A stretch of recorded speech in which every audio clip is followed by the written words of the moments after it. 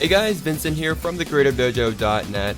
Today in this video tutorial, we're going to be taking a look at how to create a very interesting and dynamic text animation or text transition using a plugin called Plexus in After Effects. So I've been getting a lot of questions and feedback on Plexus, a lot of requests to do tutorials and content over Plexus, which is a 3D particle system that you can find on aescripts.com. So I whipped up a quick animation. I got tons of positive feedback on it, and you guys have been requesting about how to do this in After Effects. So I'm going to show you guys how in this particular tutorial. So without further ado, let's go and take a look at what we're going to be creating today.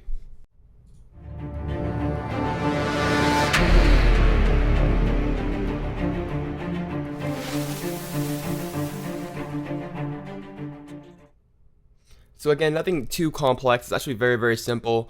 Everything was created within After Effects using one text layer as well as Plexus. So it's very interesting, very easy to do. And if you're not familiar with Plexus, hopefully this will get you up and running with Plexus and how to use it in the basic workflows with using Plexus. So without further ado, let's go ahead and hop into After Effects here and look at how to create this within Plexus here. So I'm going to create a new composition.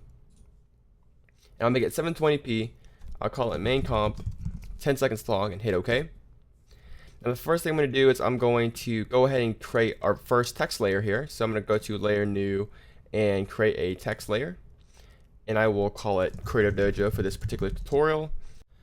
Now one thing great about Plexus is that everything is non-destructive when you're working with text layers, meaning that we can go back in here and edit this text layer, and the transition will all remain the same and everything like that, and the text will update within the transition. So nothing is permanent, nothing is broken apart, and everything is editable and procedural as we would want it to be when editing stuff. So very great on that part. I'm going to go ahead and close the original demonstration here, and let's go ahead and get started. So I'm going to select this text layer here. I will go ahead and do some quick modifications. We will also align it to the middle, just like that. And then we can select our text layer, go to Effect, apply Row by Plexus, and that will apply Plexus directly onto the text layer. Now right now you don't really see anything because Plexus has no geometry to display. So if you're not familiar with the Plexus workflow, essentially we have geometry, effectors, and renderer. Now geometry is the actual shape, the actual object that we're actually seeing. Effectors are things that affect the particular Plexus particle system, like effectors in Cinema 4D and whatnot. And the renderers are what actually renders the elements such as points, lines, beams, and all that stuff. So we'll take a look at that right now. So first of all, geometry. We want our geometry to be our text layer. Now text layers are considered paths within Plexus, so we'll select paths.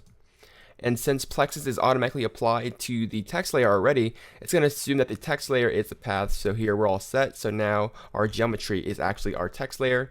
And right off the bat, it creates Plexus point renders by default.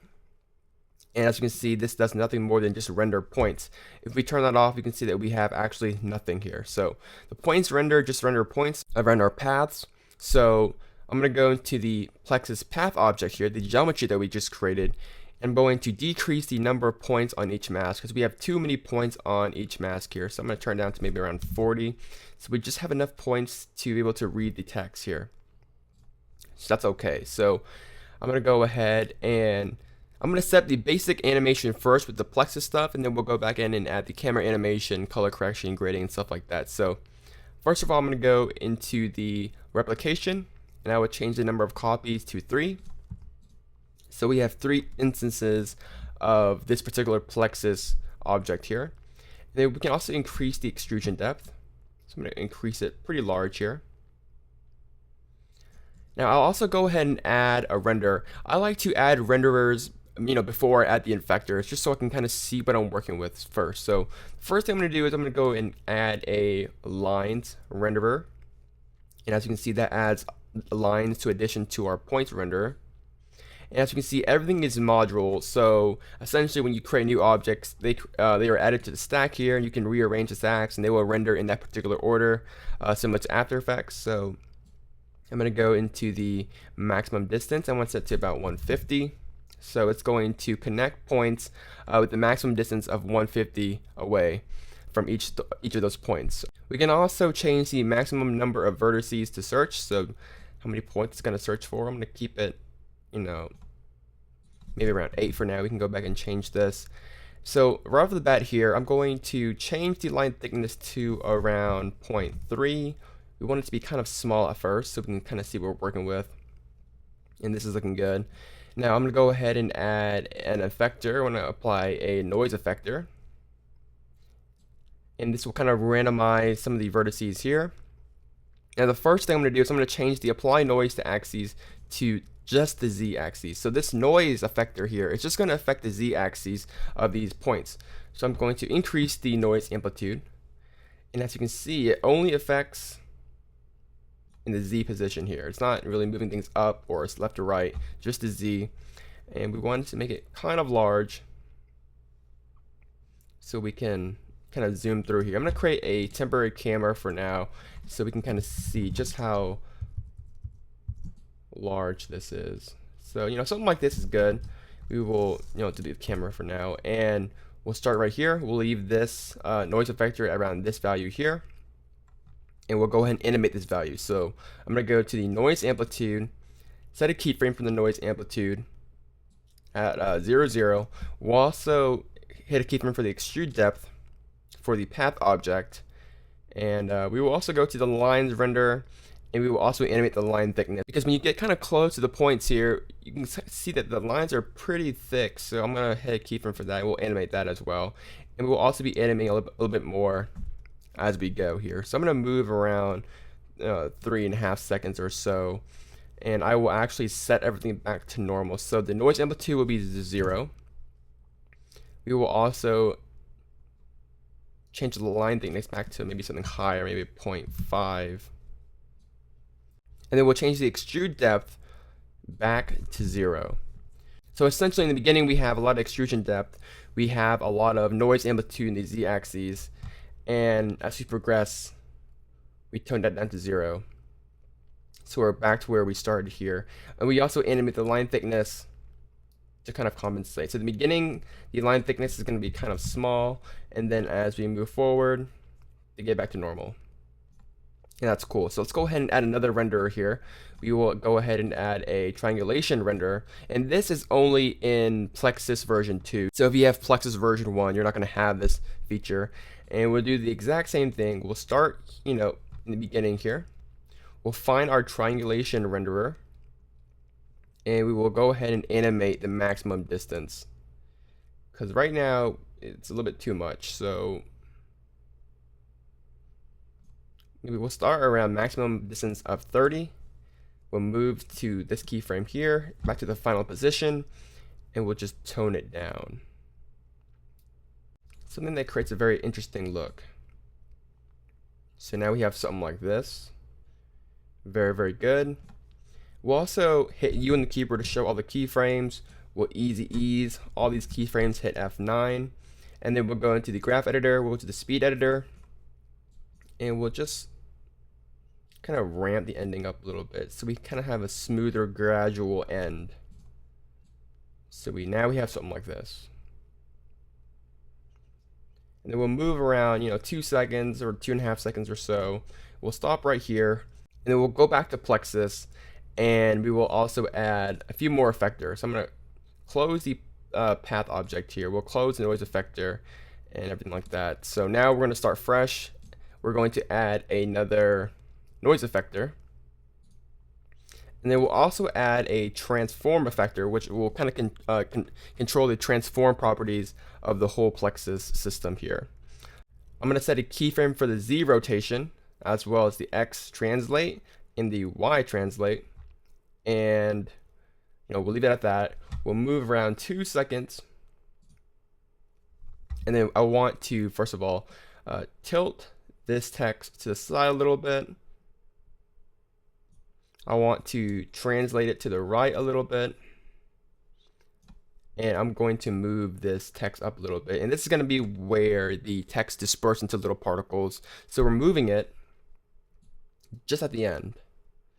So move to the side here, and that's pretty cool. We'll ease these keyframes, hit F9, and now we'll hop into the second noise effector that we created, and this will control the dispersion. So we could use the noise effector from the previous one that we created, but we can't because this noise effector is only affecting the z-axis. This second noise effector is affecting x, y, and z. So We'll hit a keyframe for the noise amplitude right here when the text is all intact. And then we'll move to the end here. So this is the end. This is where our animation ends. And we will crank up the noise amplitude so everything's kind of just dispersed out like this. And of course you can do more to add more dynamic transitions to the end here, but I'm gonna make it very simple. So what we have is our text dispersing while moving to the top right hand corner, and this is where we're gonna blur things out. So I'm gonna hit U once again to show all the keyframes, and I want to easy ease the noise effector as well. And I want to go to the graph editor and really ease the beginning. So I want to slowly ease out and then really just destroy the whole thing. We'll just adjust some of this. So just like that. So what we have now is a lot of extrusion, forms the text, and then breaks apart and moves to the side. So that's looking pretty good.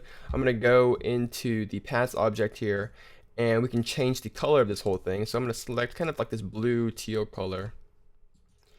You can actually select individual colors for individual renderers, like such as the points or the lines, but in this case, everything's kind of taken the color of the vertices here. So I'm gonna select something like that, and let's go ahead and create the basic camera animation first. So I'm going to create a new layer. I'm going to create a new null object, and we'll duplicate it. We'll call this one controller. We'll call this one the dolly. All right, we're going to make these nulls 3D nulls, and then we'll create a camera. So layer new camera, and we will create a new camera. We will create a very basic rig. So we'll link the camera to the controller, and we'll parent the controller to the dolly. So right now we're not going to use the camera yet. We're going to be using the controller to control the camera in the position here. So hit P on the keyboard to show the position, hold down Shift and click on R to bring up the rotation as well. So now we have the position and the rotation. We'll go to the very beginning, and I want to move the camera or the null, the control null, all the way to the very beginning of the grid here. So here we have, just want to start right here, and we'll hit a keyframe for the position. I also want to tilt this into Z rotation, so maybe negative 18 or so.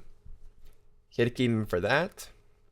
So now we want to go to where the text comes into place here around this keyframe, and I want to set the position back to 0. So now we're kind of just zooming back into place. And right before we land to the final position, I want to change the Z rotation back to 0. I usually like to, when it comes to text or logos, I like to, make the whole camera rotate on the proper axes or the proper rotation right before the logo is actually, full again. So it kind of gives us a chance to kind of read it first. So it's going to finish rotating first and then kind of just stop. And this is how I like to do all logos and text and type and stuff like that. So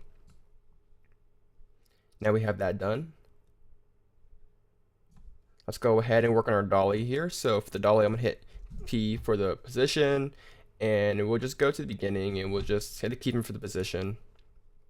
We'll move to the end, and I just kind of want it to bring it closer to us. So we'll just increase it by, let's say, 300 pixels. So no matter what happens, if the controller is stopped, our dolly is still moving forward a little bit. It's gonna bring our text closer to us, and it's just gonna give us a very subtle movement when the camera isn't actually moving. So this is good. So let's go ahead and close it up. Let's go ahead and do some of the stylization effects here. So right now we have no background. This is on transparency. So let's go ahead and create a new background layer. So create a new solid. We'll call it BG, and we'll kind of make it a very, very dark royal blue, as After Effects calls it. Just something like that. Drop it in the background, and let's go ahead and add some quick focusing letterboxing, because I know you guys love letterboxing here. So I'm going to be using my InstaFilm script, which you can download at thecreativedojo.net. Links will be in the video description or post down below. But I'm going to create a 720p letterbox, and maybe we can actually decrease the color a little bit for the background, maybe something like that. And let's go ahead and create another new solid, and we'll call this one flare. And this one should be black because we will be adding it or screening it into our background. We'll drag it underneath everything, and we will go to effect. We'll go to video copilot and apply optical flares, and we'll go to options here, and I'm going to select pro preset to preset, but it doesn't really matter what preset you use. We'll hit OK.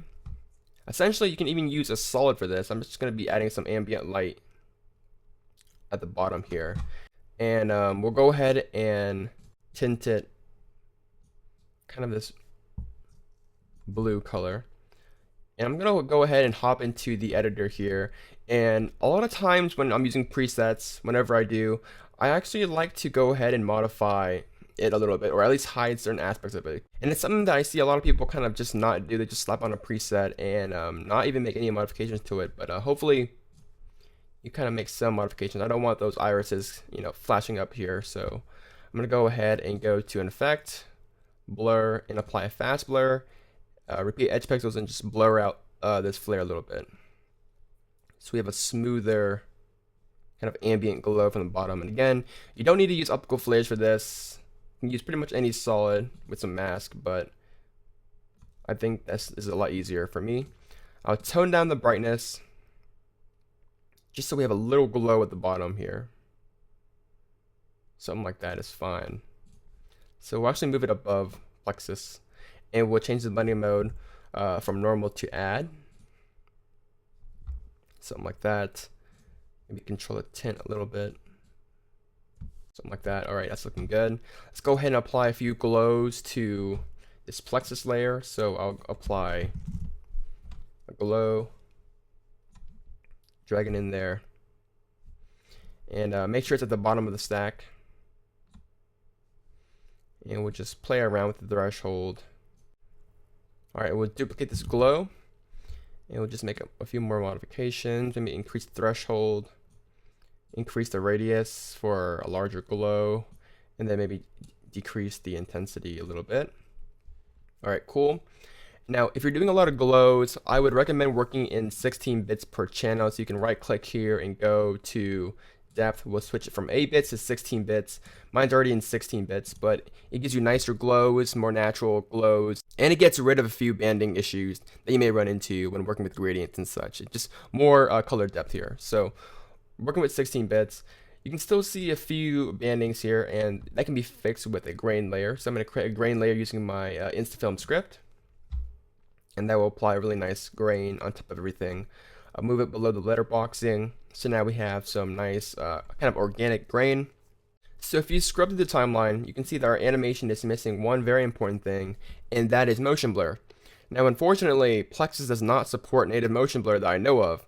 So the only way to do that is to use an actual plugin to do that. And now the results aren't as nice, but it does get the point across, and it does sell the effect, you know, decently enough. So I'm going to go to layer, new, and create an adjustment layer. And we'll call this one Real Smart Motion Blur. So this is actually a third-party plugin that you can get from Revision Effects called Real Smart Motion Blur. It does a great job at applying motion blur. But you can also, if you're using After Effects CC, the new version, you can actually do this without using a third-party plugin. After Effects actually comes with a built-in kind of Real Smart Motion Blur alternative under Time, and it's called Pixel Motion Blur, which essentially does the same thing. But if you're using CS6 or below, then you're going to need to use a third-party plugin such as Real Smart Motion Blur. I use Real Smart Motion Blur just because I think it works faster and it gives you nicer results. But one downside to not having full support over motion blur in Plexus is that sometimes you get some weird results using, I guess, artificial or post motion blur. So as you can see, we get some nice realistic motion blur here. I'm just going to leave it at default for now, and that automatically makes it look a lot better.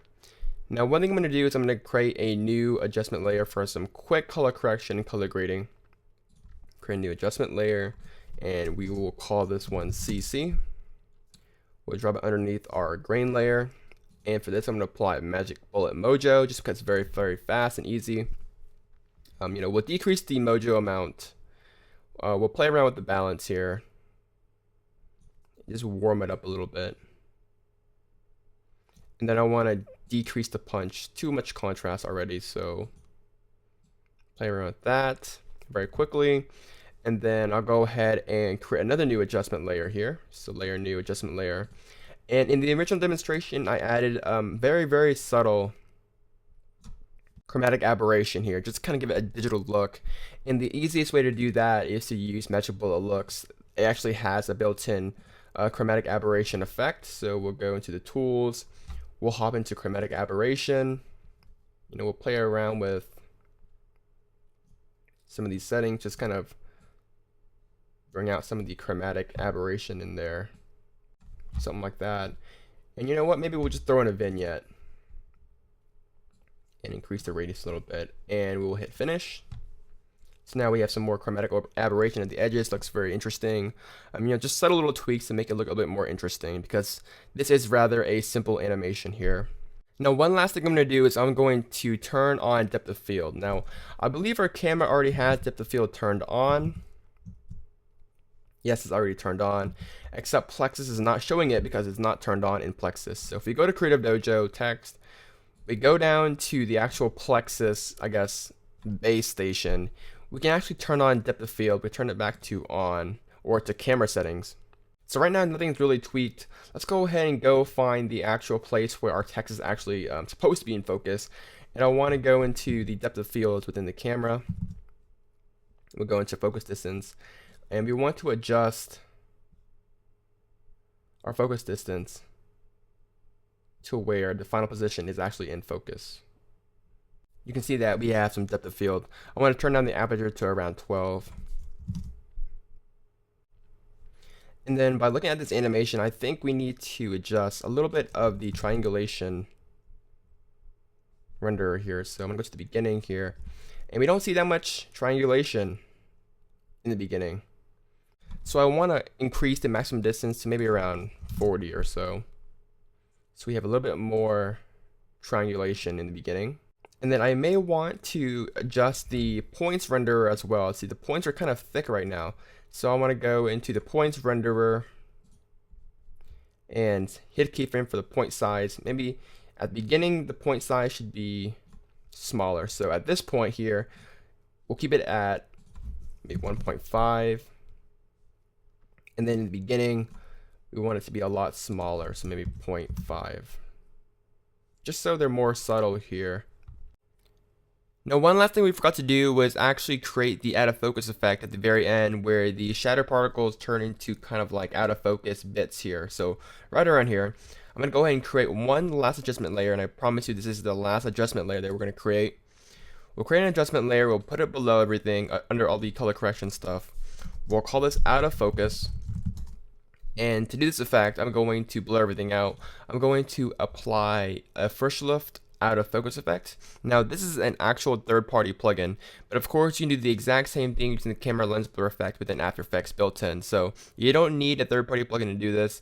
I'm going to use a third-party plugin just because I have it and I think it works better. So I'm going to turn on the keyframes for the text layer here to see where things are. I'm going to go, kind of like right after the text starts to kind of fade away, I'm going to go back to the out of focus effect here, hit a keyframe, and about 3/4 of the way, I'm going to crank this up to around 30%, or I guess numerical value 30 for the radius. So it kind of gives us this really nice kind of bokeh blurred out effect here. That's pretty nice. Now also in the original demonstration, I also created kind of a shine in the beginning here. So if we go to the beginning of the animation, I created kind of the shine for the triangular renderers here. So for that, I'm going to go ahead and go to the Creative Dojo text here. And we could use an adjustment layer, but I promise you guys we wouldn't use an adjustment layer anymore. So we'll just apply it here. So we'll go to trap code shine. And of course you can use CC light burst or CC light rays, whatever works for you. I'm going to zoom out. I'll put the source point at the left hand corner here, at the bottom here. We'll change the transfer mode from none to add. So it's going to add it to our Plexus stuff here. I also go to the colorize section and turn the colorize from 3 color gradient to none. So it's going to use the original colors here. And then we will also crank down the ray length a little bit to around 0.8. And then we can also tone down the shine opacity to around 80%, just so it's not so intense. So something like 75. So we'll start at 75. We'll move forward right around here. And then once it starts getting busy, we'll hit a keyframe for the shine opacity. We'll hit U on the keyboard. We'll just kind of move forward here. So right here, things are kind of blown out and kind of busy. So we definitely don't want any shine here. It will turn the shine opacity down to 0. So we have something like that. We'll scroll down here. We'll just easy ease these keyframes. The shine doesn't last forever, just at the very beginning when things are very subtle. Now one last thing I'm going to do is I'm going to go to the flare, and the flare is kind of still, so I want to go to flicker, and we'll add a slight flicker to the flare just to make it some more dynamic looking flare here. Set the speed and amount to 15, so the flare is kind of flickering just a little bit, and we'll just tweak some of this curves here. I added these curves in. Just quick contrast. And then I'm going to go to the project panel here. I'll drag this composition into a new comp. This will be our final comp. And this is where I like to do all the sharpening and stuff like that. But in this case, I'll just do a quick opacity fade. So set a keyframe. We'll move maybe like half a second. Turn it on to 100. We'll go to the end here. And I want the animation to kind of cut off right around here. So we'll trim the comp. And we'll go forward. We'll set the opacity to around 100% around here. And then we'll fade it off to 0 here. And we'll select all the keyframes, easy ease it, and we'll do a quick RAM preview.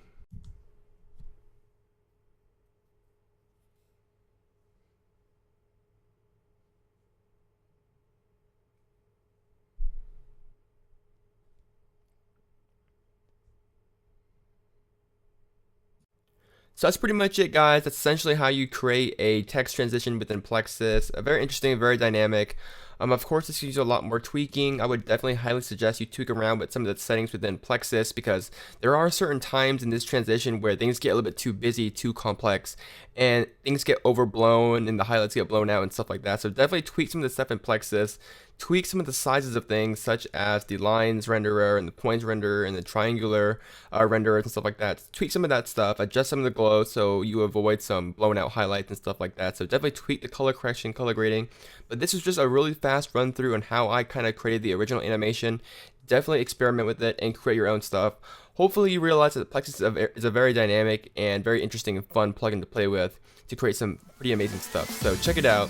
Links will be in the post down below to download a free demo of Plexus at aescripts.com. If you guys have any further questions, feel free to leave them in the comments down below and get them to you as soon as I can. Once again, my name is Vincent Nguyen from the Creative Dojo, and I'll see you guys in the next tutorial.